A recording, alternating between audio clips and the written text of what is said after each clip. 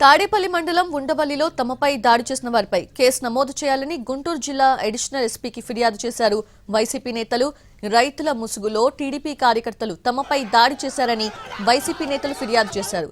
ఉండవల్లిలో తనపై హత్యాయత్నం జరిగిందని తాడేపల్లి పోలీస్ స్టేషన్లో ఫిర్యాదు చేస్తే సీఐ ఎఫ్ఐఆర్ నమోదు చేయలేదని ఎమ్మెల్సీ మొండితోక అరుణ్ కుమార్ ఆరోపించారు. దాడి జరిగిన తమపైనే కేసు పెట్టారని అడిషనల్ ఎస్పీ దృష్టికి తీసుకెళ్లారు. ఆ దాడిలో కానిస్టేబుల్ కి గాయాలయ్యాయని, కానిస్టేబుల్ పై దాడి చేసినా ఎందుకు కేసు పెట్టలేదని వైసీపీ నేతలు ప్రశ్నించారు. అయితే 2 రోజుల క్రితమే ఎస్పీ అపాయింట్మెంట్ అడిగామని మాజీ మంత్రి అంబటి రాంబాబు అన్నారు. అయితే అపాయింట్మెంట్ ఇచ్చి ఆ తర్వాత ఎస్పీ కార్యాలయంలో లేకుండా వెళ్లిపోయారన్నారు. వైసీపీ నేతల వినతి పత్రం తీసుకోవడానికి ఎస్పీకి మంత్రి లోకేష్ అనుమతి కావాలా అని అంబటి రాంబాబు ప్రశ్నించారు.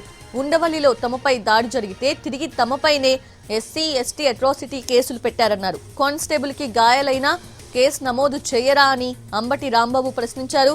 తమ నుంచి డీజీపీ ఎస్పీ వినతి పత్రం తీసుకోవట్లేదని, సమాధానం చెప్పలేని స్థితిలో పోలీస్ వ్యవస్థ ఉందని ఆయన విమర్శించారు.